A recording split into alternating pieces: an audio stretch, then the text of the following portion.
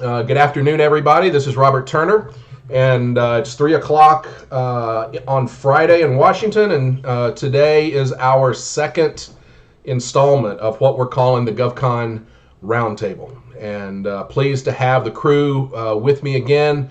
Josh Duvall is a great contracts attorney with offices in Washington and Florida. Joe DiPrenzio, you'll see there, is one of my longtime BD colleagues and just has a great wealth of experience in both business development and operations. Glenn Robinson, you will know from his great work on LinkedIn, helping us understand protests, runs Blue Ridge Information Systems, and we're happy to have Kathy Lentz, who is what we might call the federal healthcare industry's premier business development consultant. There's nobody who knows more people and is more well connected to what's going on in healthcare IT and the government than Kathy. And so we're pleased to have everybody on the call and on the roundtable today. And what we thought we'd talk about is just kind of our first opinions and many questions. I think we do have many questions relative to CIO-SP4 draft RFP that NITAAC has released. We know everybody in healthcare is certainly talking about it. There have been lots of webinars, people talking about how the RFP is broken down, and as well as we have had some presentations from folks from the government talking about kind of where it's going and how it's going to evolve. So I thought we'd start first, before we talk about the hot topic, which will be teaming.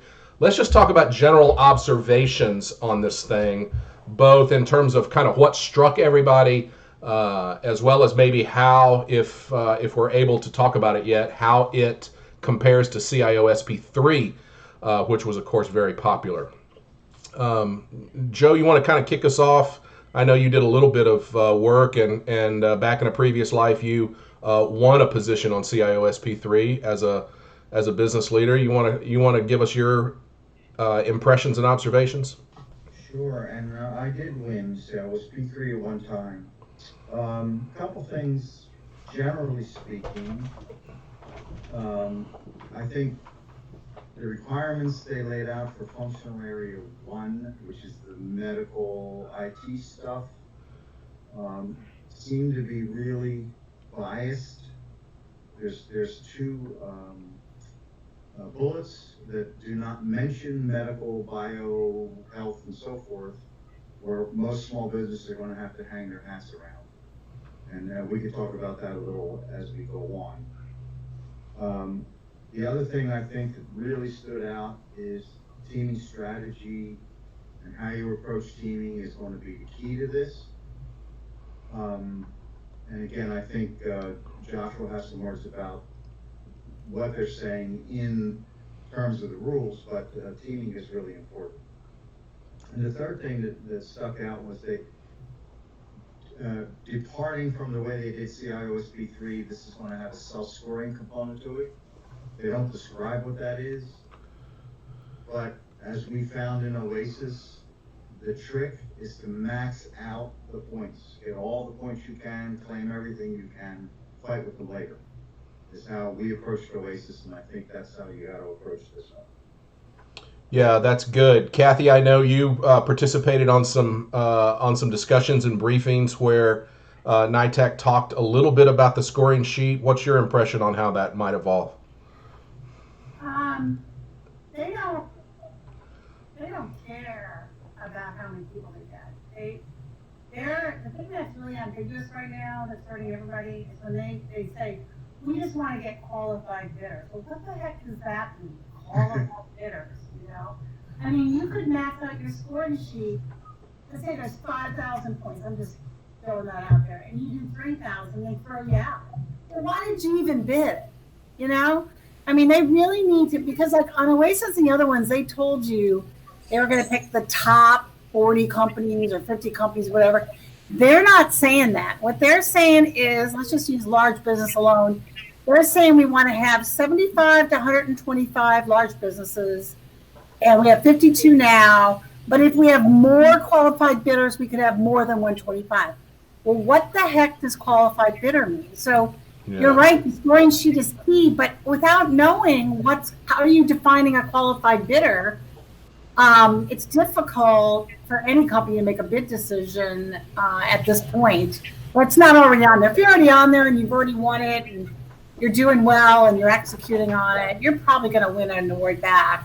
But because there's really not that much new on there as far as the categories. But you know, new companies it's going to be tough because they don't care if they don't get. I mean, they think they're going to get 1,000 bidders is what they think, and they need to get rid of a couple hundred of them, and they're going to use the scoring sheet to get rid of them. It's another seaport. Well, Seaport, everybody gets on Seaport. Yeah. I mean, have you ever? I mean, I talked to the contracting owners like 5 years ago. He said, "Kathy, I just award to everybody." So. Yeah, award to everybody and let them fight it out in the task order competition. Yeah, they're going to get rid of hundreds of companies on this thing.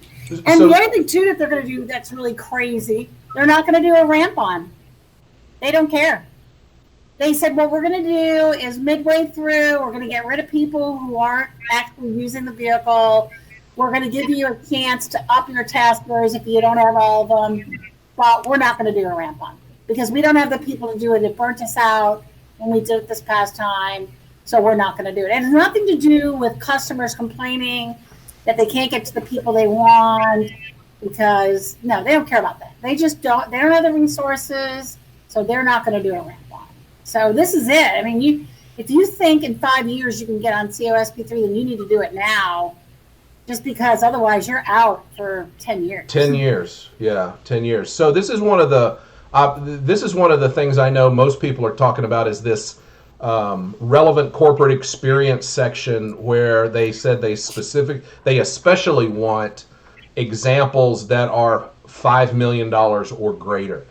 So 2 questions for everybody on the call. Did they have that in the CIOSP3 RFP? And you know, do we think that's total contract value or annual value? And how will that affect who gets an award on the new vehicle?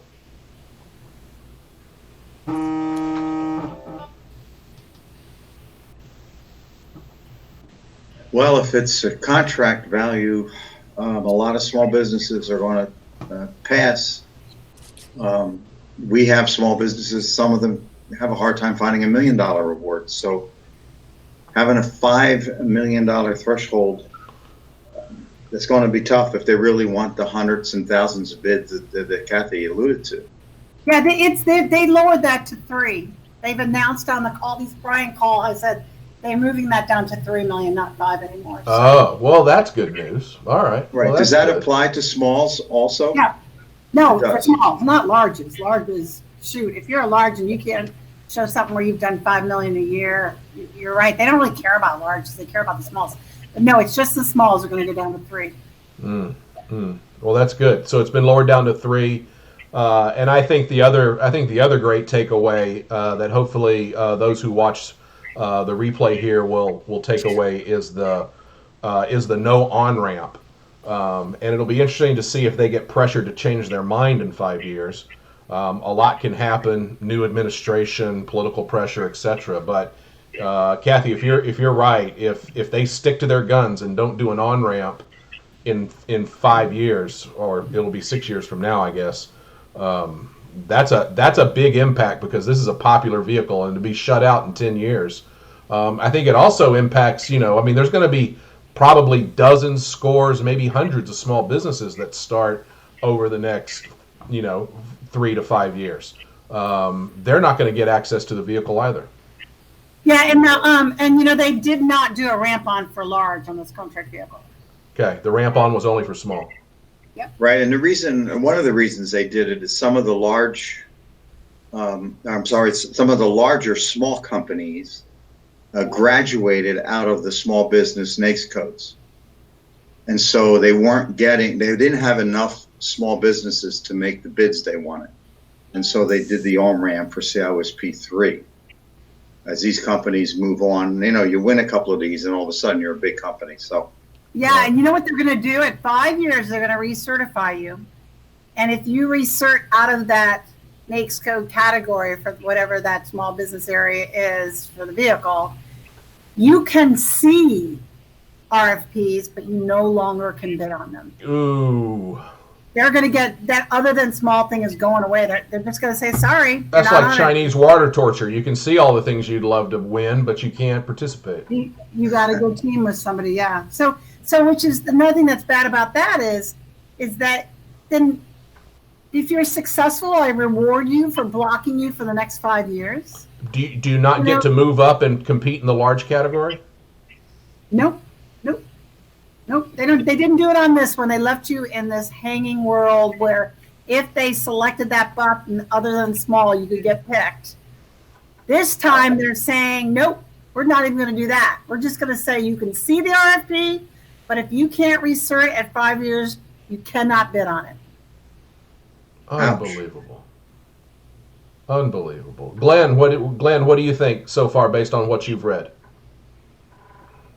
Well, it's very interesting. They're having all sorts of different evaluations for the different socioeconomics. For instance, other than small businesses have to have win in task area 1 plus a minimum of 9 other task areas. And for Hub Zone, they have to win in task area 1 plus a minimum of 4 other task areas. So they're making it easier for some of the socioeconomics and then harder for the other than small businesses. And if what Kathy said is true, then why would a other than small business even participate? Right. And, that's what they're saying is we're large businesses. And they have to do all 10 areas. Yeah. So it's fascinating. Yeah. But well, I mean, on some level, I mean, I think it's giving a break to some of the smaller firms like Hub Zones and others is a good thing, but small businesses are going to have to bid on, I think, all but one task area. Large businesses are going to have to bid on all of them.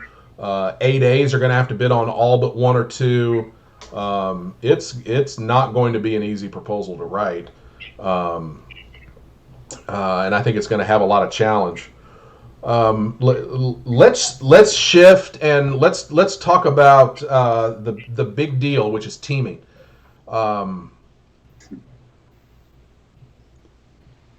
Interesting language that they put in section L. It's clear they are looking for performance from each prime offerer and really don't care about your team in terms of bringing past performance. Yet they do offer up that if you have a mentor-protege relationship, you can leverage that agreement. And if you have a joint venture, you can use your joint venture. But then, Kathy, under the heading of providing additional confusion, they said they want to see joint ventures that have worked together. And of course, what does that mean, right?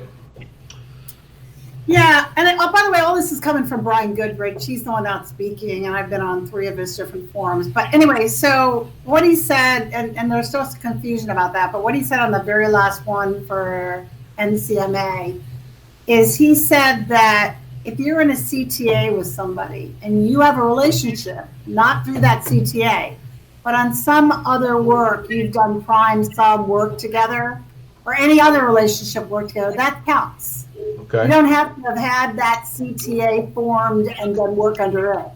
The question then came up, well, what if you have several people on a CTA, like 2 to 3 that have worked together, but 2 to 3 that haven't? And his comment was, oh, I didn't realize CTA would get that big. We're going to have to get back with you on that. So, yeah. So, he should go look at some of the alliance CTAs that have, half a dozen firms on them or better. Right. And he said the reason why they're requiring that you've worked together before because they've had complaints from customers that the CTAs or JVs or whatever that were formed hadn't worked together before, and they were having difficult time the companies themselves work with each other, and so they're trying to address that concern. The other issue is they're going to have there's no value to bring any subcontractors on this vehicle. Right. Absolutely zero. Right. They provide no value to. Matter of fact, I talked to a couple of my clients who have one CIOS E3 ramp on. None of them brought partners on because there's no value. You can't use them in any way. What they are going to do is, if your past performance as a sub, they're going to give you less points than if you are a prime. And I made a comment through it, as you know, Robert, that I don't think it's fair that you give more points to a prime, someone who's been as prime, who doesn't even have the contract anymore. It's gone completely away. They don't have the resources, they don't have the technology or anything.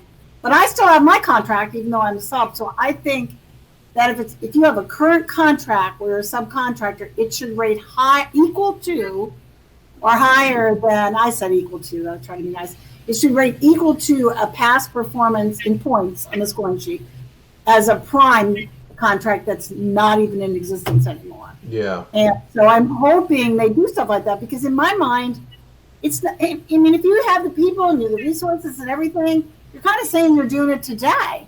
And you have access to those people and access to those resources for bidding on opportunities. But if you don't have the work anymore, you may never get it back. You may never, and you're going to count that higher than my current work. So since there's no scoring sheet, I think people have got to be proactive on making suggestions that are going to benefit them, because it's an issue.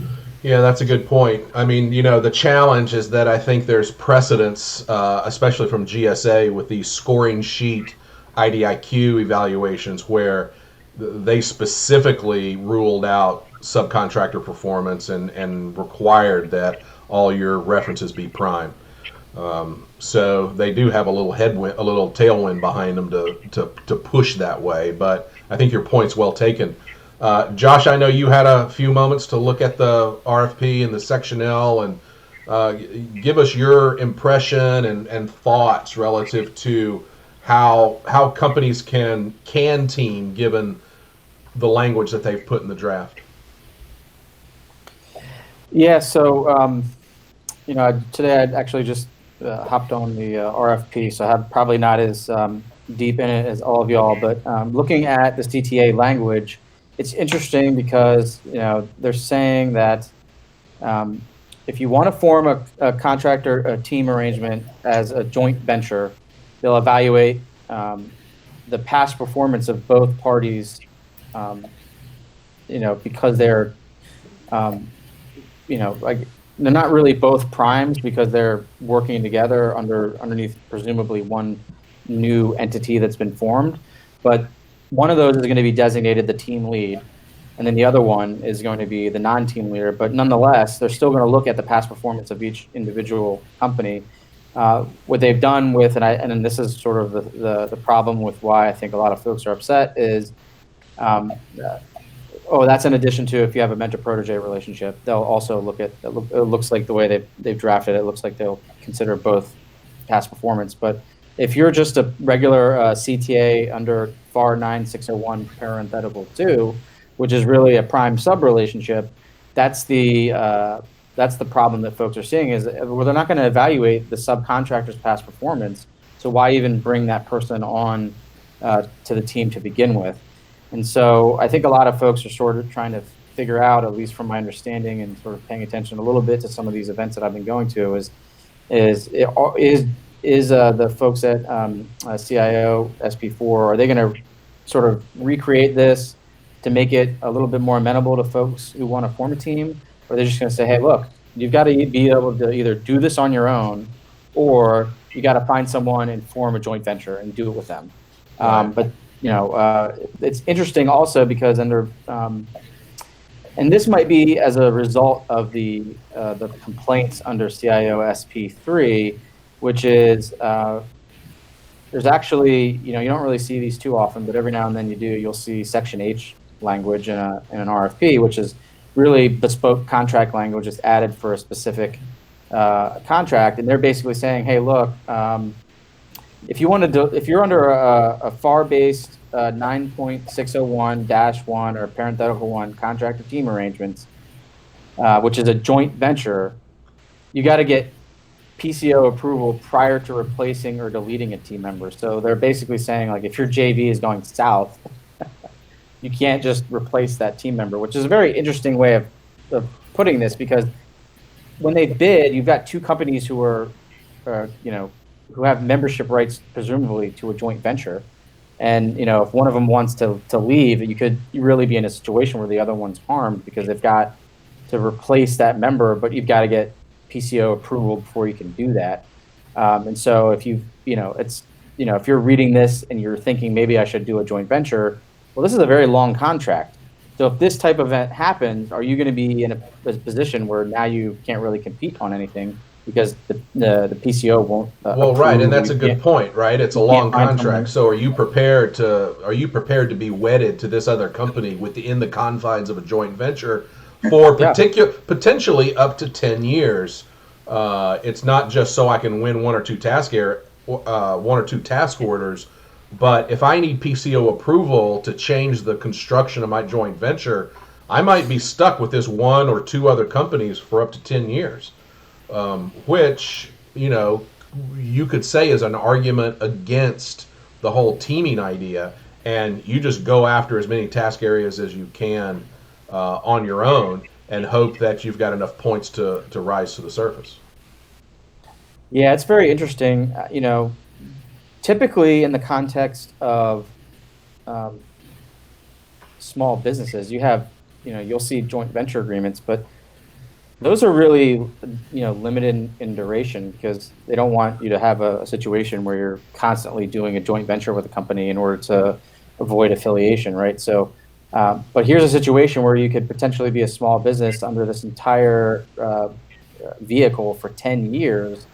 Most small businesses, they're not really, I don't want to say prepared for that, but it's a different regime that they're entering into as opposed to forming a joint venture to go after one contract that might have a base plus 4 option years, and that's it.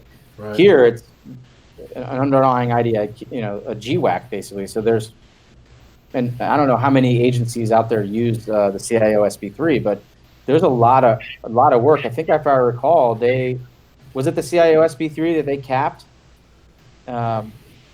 It's a lot. I mean, I know Kathy, the ceiling for SP3 was 20 billion. Did they get close to hitting that limit or not? They said you've got to have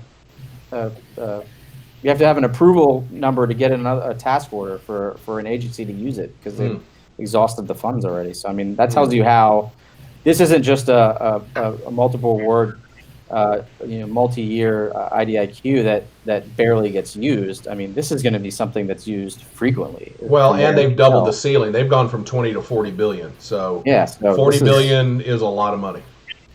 It's the whole push towards best in class. That since the best in class vehicle, a lot of agencies are pushing procurement shops to choose best in class vehicles, and it got that designation. So that's what's really helping them too. Okay. Yeah, there's some precedent for this though, because one of the FBI vehicles, they did the same thing. You had to, even as a small business, you were not allowed any subs. Come in as a small, qualify for the vehicle, but they permitted you to bring subs on at the task order level. Yep, so there is some precedent for doing it this way, where you have to stand up on your own to at least get the license, and then you can bring your subs on at a later time. Right. And the reality of it is, subs help you zero. They've had panels of companies that, because I'm a COSP3 program manager, and they have these little forums where they have people come in and tell you how successful they are. And they ask about the partners, and everyone says the partners brought me absolutely nothing. That, I would look at they didn't help me grow my business. They didn't bring deals to my vehicle. So basically, and I've worked with a small business who's tried to get their subs, tried to help them to get things. They can't get them to do anything. So the subcontractor piece, it doesn't make sense anyway. Because in the past, what you could do is you could, like on regular requests for proposal, you can use the past performance of your sub. That's why you bring them into play. But with it having no value here, it makes really no sense to have them on there. Right, right. Right, So and if you talk to most subcontractors, they'll say they never see any of the task orders from their primes. So it works both it ways. really does. It Well, really does. when I'm talking to companies about joining these kind of GWACs, I say, and by the way, I am telling my clients to get on teams. I am telling them to do that because companies will do that. The only reason they're doing it is for visibility of the RFPs and RFIs. And what I'm telling them in your teaming agreement, you have to say within 24 hours, I will see blah, blah, blah, blah. What is happening that I can see are the small primes set up portals and all sorts of great things. The big systems integrator, the largest, all they do is push it out, and sometimes they push it out, and sometimes they don't. Right. So, right, that is a problem. But that's the only reason to get on somebody's team is to see. Yeah, it's just so they can see what's coming out. What are you hearing, Kathy, from your client base and others in industry relative to teaming activity for this vehicle? Do you anticipate a lot of joint ventures being formed, or are people just going to say it's too much work, I'm just going to go at it alone? It's all about how you do in your crosswalk on the task areas. If you got big gaps, you're going to have to team, or you're not going to be able to get in. But I have clients that are already on the vehicle, and they're not going to team because they're already on it. I think one of them missed out on one task. It's because they wrote to it wrong, right? So they need to focus on that. That's the other thing too is. What we asked Brian Goodrich to talk about is tell us what the common mistakes people made last time where they got kicked out on certain task areas. He didn't address it at all because he doesn't know. He's the one speaking for the agency, and he wasn't down in the trenches. But Yeah. what I can tell, what I've been hearing is a lot of people didn't talk to the process. That there was a big gap in the how are you going to do this? Don't just tell me you did it. How would you do this? How do you do this work today? And I think that was missing in some of these areas. The other thing that I've told all my clients, you need to write to all 10. As a matter of fact, every client that I've told write to all 10 is one all 10. And they'll go to me, they'll go, oh, but Kathy, and of course now it's changed. I think it's digital. It's not just imaging. How could I write to imaging? I say, you got a friggin' Xerox machine. I mean, it is. I mean, you're not dealing with a sophisticated contract shop that really can, and they have so many bids to look at. I'm telling companies, you need to write. I don't care if you've never done ERP and you're right. You're going to write to that ERP section. Let them knock you out. Don't knock yourself out, because the biggest problem we're finding is you'll sit there and some contracting officer, you'll tell them only picks task area 1, 4, and 8. That's where I am. And they pick 7. For some reason, somebody throws task area 7 in there and it knocks you out. So when you don't have all 10, you aren't able to see That's the right. RFP, and you're not able to bid on the RFP. There's and work you can't bid. Yep. So, Right. so I'm telling everybody, bid all 10. Get a really good proposal writer that can write to our 10. Because the other thing on that crosswalk is a lot of people are filling it out at the leadership, the BD level. And I say that's a big, huge mistake. You need to sit down with all your program managers and go, hey, have we done anything on ERP? Have we done any? Because even if they did a 10-minute task, or even if, as part of a bigger bid, obviously you're going to be talking to the bigger deal. But I said, there's a lot of these small little tasks that are done that you don't even know about that your teams have done. So don't do it at a high level when you walk through that crosswalk about what you have and what you're missing to team, because you could miss something that you have because you don't know enough about what's going on in your program. Yeah, that's a great point, Kathy. Good point. Glenn, what do you remember seeing about CIO-SP3 protests over the last several years? Anything we ought to be mindful of? Well, with all the protests on the task order level, it's the firms that protest think highly of themselves, but they do not have the reality in a good sense of reality. And this gets back to your presentation last week of the color team. You know, you can, if it's 5,000 points, you can score 5,000 because you think the best. I mean, probably are not. So you've really got to work really hard. And something like this, with $40 billion at stake, you better bring in a lot of outside experts, like Kathy mentioned and others mentioned. Bring in a proposal expert, bring in a color team, bring in a black hat team, bring in experts. If you're serious about it, do not wing it, but get the experts. As for protests, not only is there going to be a lot of protests on this, because there's some nebulous things that's going to confuse a lot of CBOs that don't read it well, like section M14, contract team arrangement. It says in the first paragraph, the government will consider all members of a CTA for purposes of evaluation.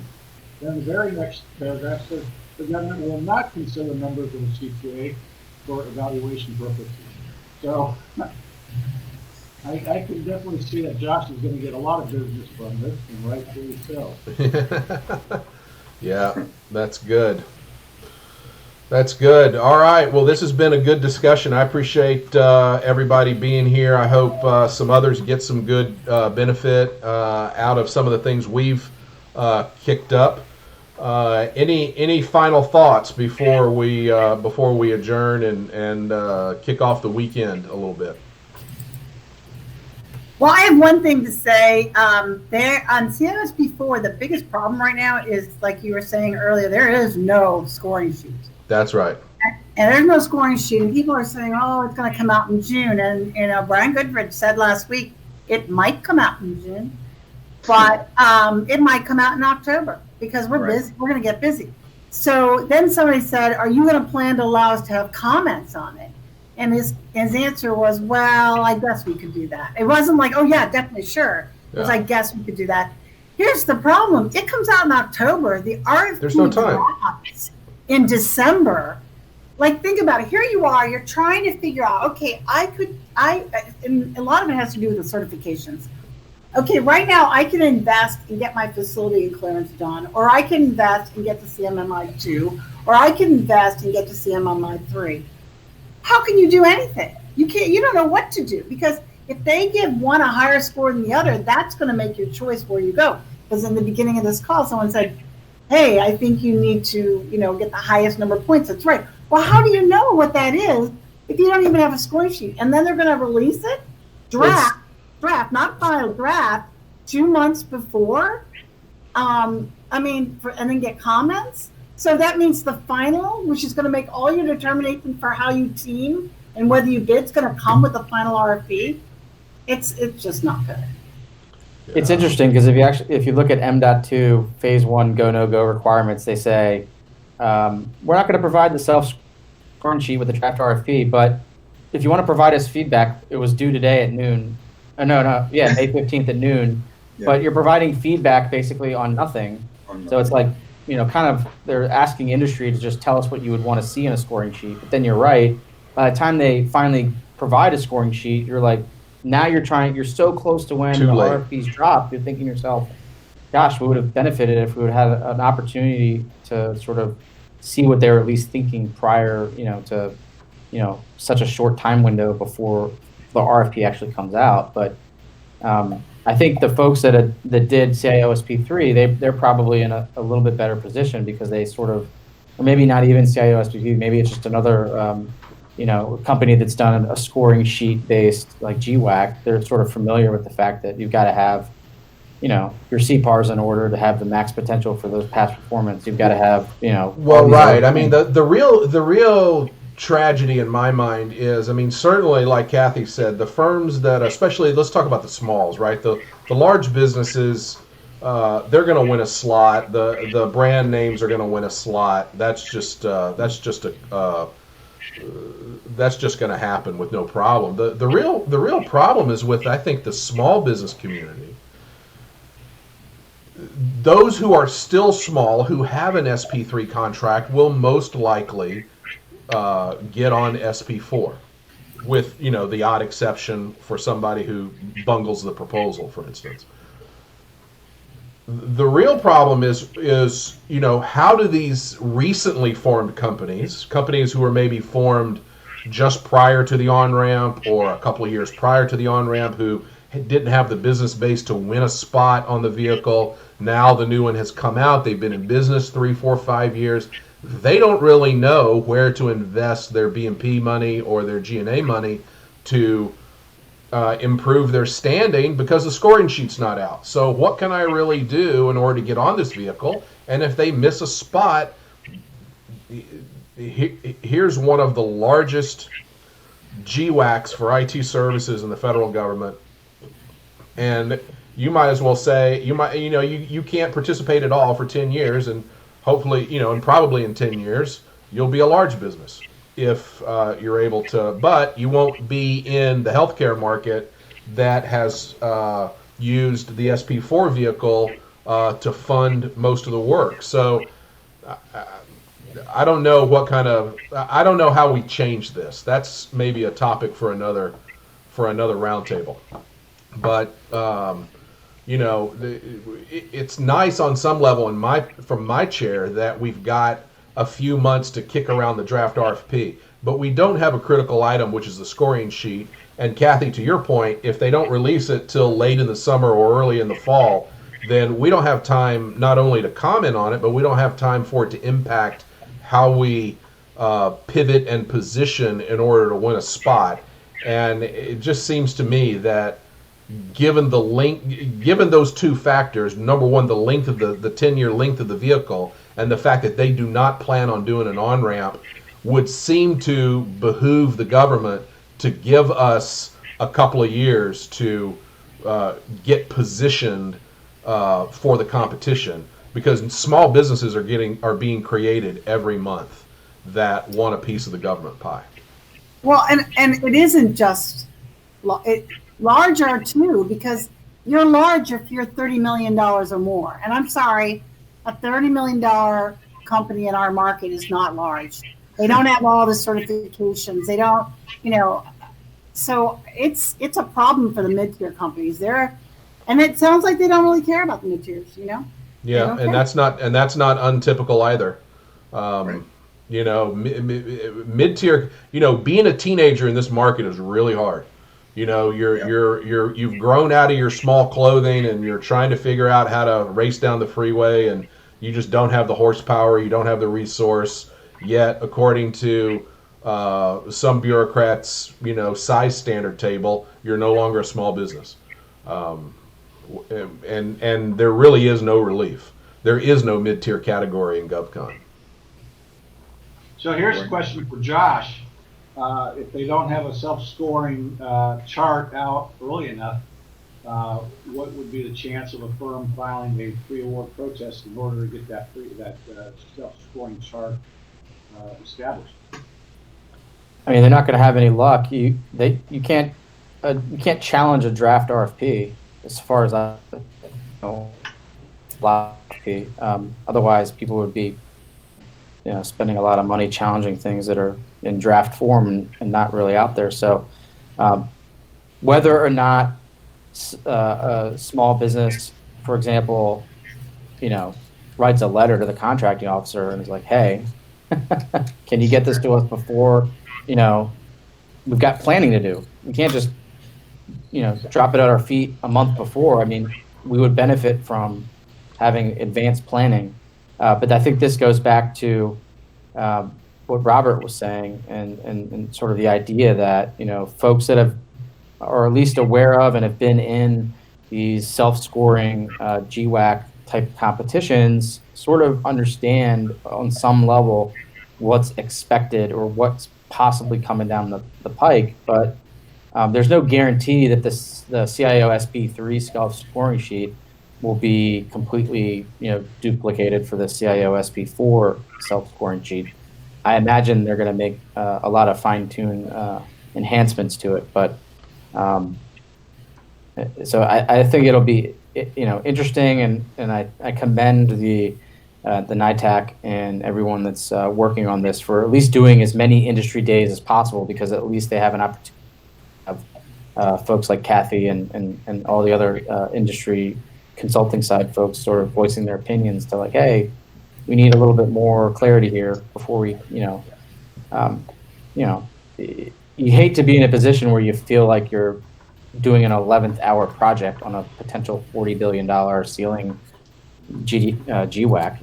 You don't want to be that just net. I mean, even for like the Booz Allens of the world, that's, you don't want that. You want a little bit more clarity. Obviously, a larger company with more experienced personnel will be able to handle it better than a smaller business. But it's never a benefit to have to put folks in that situation. But that's the reality that we're dealing with right now. Right. Always a fun time. Always a fun time when we're talking about large proposals. And, you hang around this business long enough and, every 3 to 5 years we're doing another GWAC and, it's putting a drain on the whole industry. I'd love some smart data scientist or somebody with data analytics skills to estimate the B&P dollars spent on something like CIO SP4. I'm sure the total number would shock most everyone. So, Well, I think one of the best things you can do with your clients is tell them you're forming teams now. How? Based on what? You don't even have a scoring sheet. You cannot form teaming agreements now until you see that teaming, because you could form a partnership with somebody that brings CMMI, and then you find out that the way that they're going to rate that on the scoring sheet is that they're not going to allow you to count it. And now you've got to undo a teaming agreement. So to me, I'm telling my clients, wait until June. Let's get that scoring sheet. And then we'll make the determination. If they tell us if it's October, we'll go further. But don't do anything yet until you see what's on there and how they're going to give you points, because this is how they're going to knock you out. So make sure your teaming partners up your value, not decrease your value. That's a great point. Well said. That's a great point. And of course, what even emphasizes that is, what if they say, well, that's fine. One member of the joint venture can bring CMMI, but we're not going to count it unless both members of the joint venture have CMMI. And Joe, we've seen that before as well. Right, that was typical in Oasis. Everybody had to have it or it didn't count. It's that kind of thing. And I think the same's going to go. Oasis is probably going to be their model. Yeah. They said they have 2 to 3 versions, and they've been looking at several agency scoring sheets. So, and they said they're not going to accept everything they see. They're going to make their own nuances. So again, without seeing it, we don't know what that means. Does that mean that you're doing mostly what you see on Oasis? Maybe a few tweaks, or you're not, or that's why it's like, how are you teaming? How do you? Right. I mean, it's like at the end of the day, the scoring sheet is absolutely the most important thing, because if you can't get through that scoring sheet, it doesn't matter what you wrote in the rest of your proposal. Yep, that is a true statement. Yep, that is a true statement, and. Yeah, these scoring sheet driven quasi-objective proposal evaluations are part of the new normal. I think especially for these GWACs, we're going to see them over and over again. And it's just the reality. And, those companies that have larger past performance, big prime past performance, multiple certifications, certified accounting systems, top secret clearances, all of these things, those are the companies that are going to be more well positioned to win spots on these larger contracts as they come out. And those who don't get those kinds of who don't invest to get that corporate capability are going to have a harder time competing, and that's just the name of the game. And that kind of addresses what you said earlier about the new companies that have been formed in the last 6 months, year and a half. They're probably not CMMI, and they're probably not ISO, and not ITIL. They're starting to get those things as they move forward, and they're just not ready to bid on something like this. So the newbies, the real small ones, are going to be cut out of this. Yeah, not having that on ramp, I really hope that politically, industry and just the citizenry at large will be able to influence NIH to change that. I hope they do an on ramp. They almost owe it to the taxpayers to give these new companies a chance to get access to this vehicle, especially given the volume of IT services the government buys on these large GWACs. Having one set of contractors for 10 years for $40 billion, that's a heck of a thing if you start a company 2 years into the process. Okay, well, that's I think that's a wrap for today. I think we've almost reached the end of the hour. Josh, any final comments? No, I just think this is it's an interesting situation here.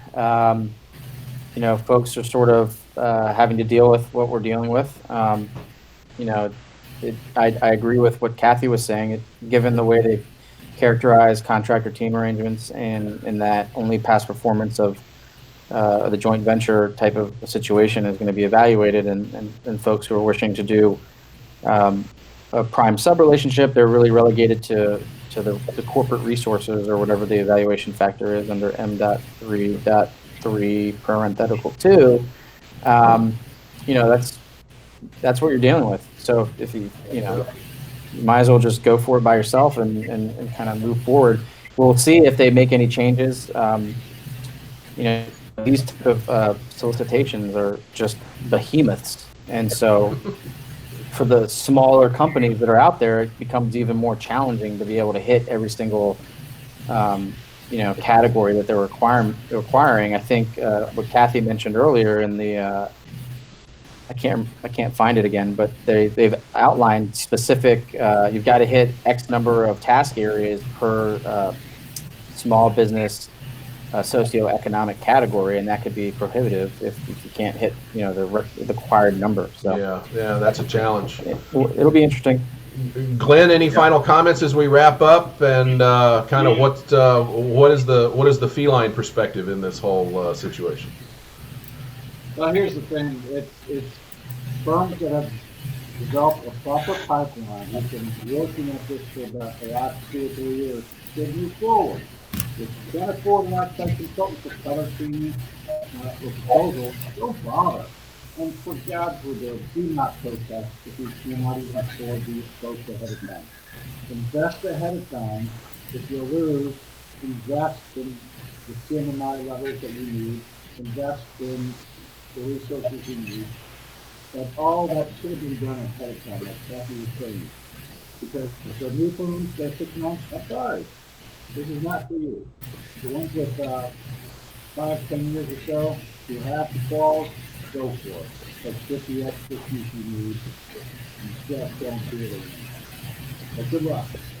Yeah, thanks a lot. All right, Joe, help us get out of here, buddy.